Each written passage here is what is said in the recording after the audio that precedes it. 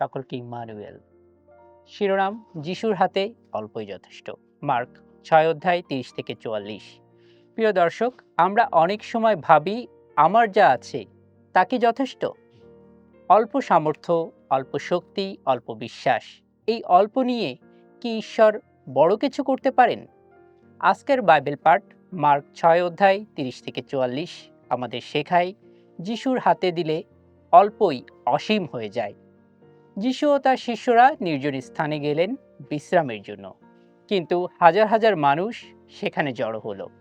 শিষ্যরা বললেন, লোকদের বিদায় দিন, তারা নিজের খাবার কিনে নিক।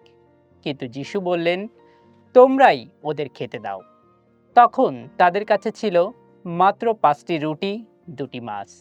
মানুষের চোখে এটা কিছুই না, কিন্তু যিশু সেই অল্প গ্রহণ করলেন, ঈশ্বরকে ধন্যবাদ দিলেন এবং ভেঙে বিতরণ করলেন। ফলাফল, 5,000-এরও বেশি মানুষ তৃপ্ত হলো। 12 ডালা ঝুড়ি খাবার উদ্বৃত্ত রইল। এই ঘটনা আমাদের 3টি শক্তিশালী শিক্ষা দেয়। সমস্যা দেখো না, যিশুকে দেখো। শিষ্যরা দেখেছিল সমস্যা, যিশু দেখেছিলেন সম্ভাবনা। আপনি যে সমস্যার মধ্যে আছেন সেখানে যিশু সমাধান দেখছেন। অল্প থাকলেও যিশুর হাতে দাও। 5টি রুটি, 2টি মাছ। মানুষের কাছে অল্প, কিন্তু যিশুর কাছে পর্যাপ্ত। আপনার সময় অল্প হতে পারে, আপনার শক্তি অল্প হতে পারে, আপনার বিশ্বাসও অল্প হতে পারে, কিন্তু যিশুর হাতে দিলে সেটাই যথেষ্ট। যিশু শুধু পূরণই করেন না, উদ্বৃত্ত রাখেন। সবাই শুধু খেলোই না, উদ্বৃত্ত রইল।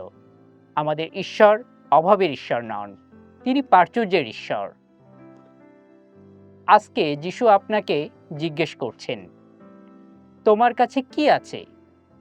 অল্প বিশ্বাস, অল্প আশা, ভাঙা মন? আজই সেগুলো যিশুর হাতে দিন। তিনি আশীর্বাদ করবেন, তিনি ভেঙে দিবেন, আর তিনি বহুজনের আশীর্বাদ বানাবেন। প্রিয় দর্শক, যিশুর হাতে অল্পই যথেষ্ট।